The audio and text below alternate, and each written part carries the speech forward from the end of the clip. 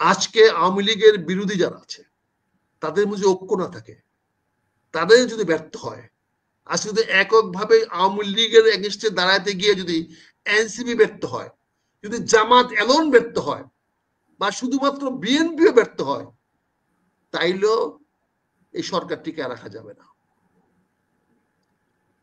এই তিনটি শক্তির মধ্যে,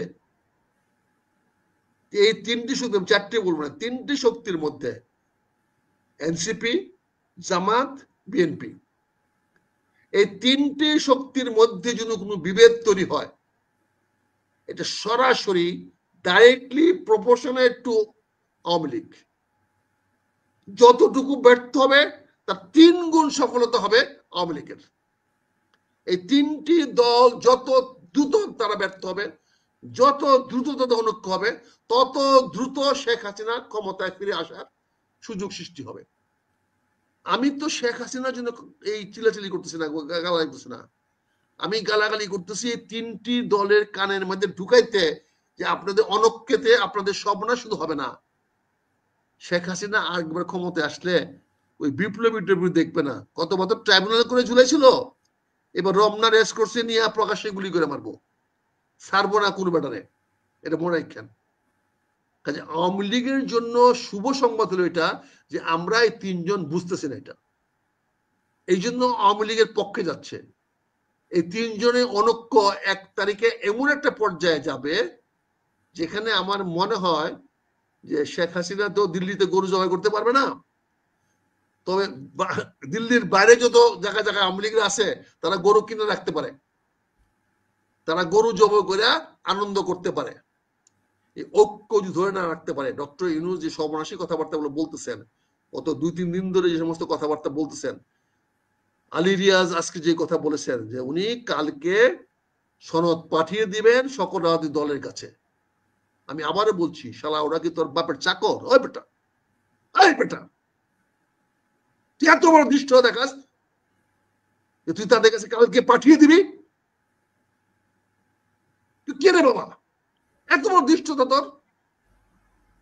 তুই এত বড় কথা বলিস রাজনৈতিক দলগুলোর কাছে তার পাঠিয়ে দিবে? এটা পাঠানো জিনিস? এটা আলোচনা করে বসে সিদ্ধান্ত নেওয়ার জিনিস। তুই আলোচনা ব্যর্থ হয়েছিস, এখন তুই চিঠি পাঠাবি আর বলতেছিস তারপরে ওনারা নো ডিসেন্ট দিতে পারে, ডিসেন্ট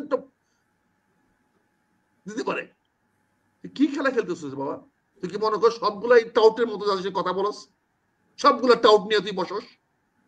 একটা রাজনৈতিক দলের নেতা আছে, রাজনৈতিক নেতা আছে ওখানে, একটা টাউট ছাড়া এগুলো কে? এগুলা বলেন যে কথা বলছেন ডেলি, এই যে একটা আছে, এগুলো কি? এগুলার কেন জাতি ভয় করবে এদের বলেন? সারা বছর আওয়ামী লীগের 5-400 আমাদের মজুমদার সাহেব এনজিও করেন, উনি করছেন, সারা বছর সরকারের ইয়া নিছেন, আপনার স্থানীয় সরকারের একটা সুপারিশ দিয়েছেন, এই সুপারিশের কোনো খবরই নেই, পাত্তাই নাই। বলেন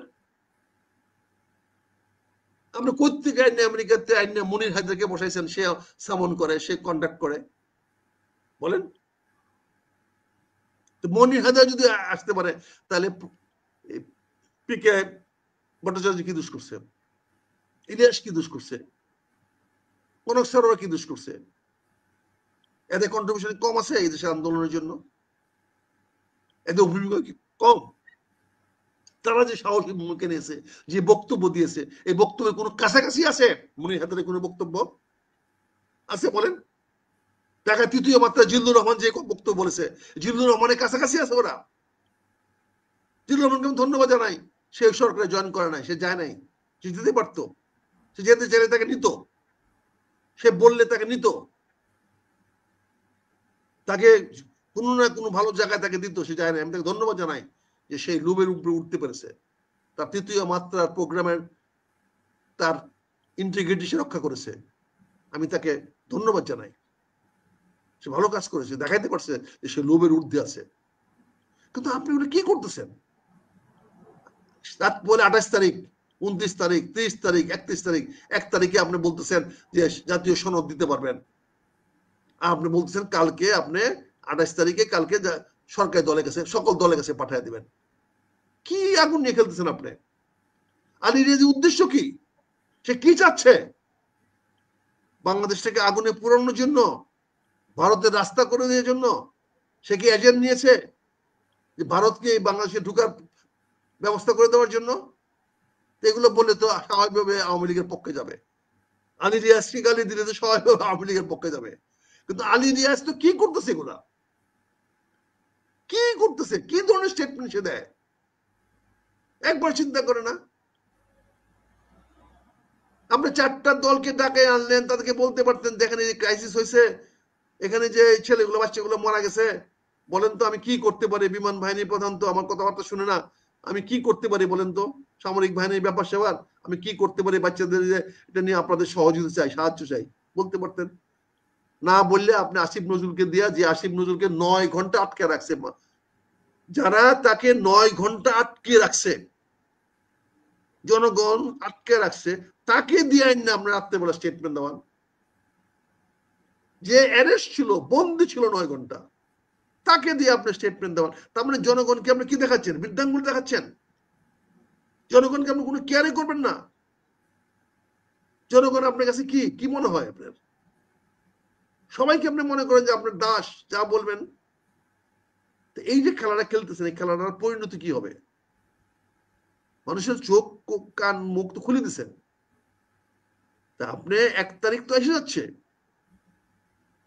আমি আবারও মনে করে দিচ্ছি, বিএনপি কি পারবে এই সনদে দস্তখত করতে যে একবারে বেশি 3বারে বেশি প্রধানমন্ত্রী কেউ হতে পারবে না?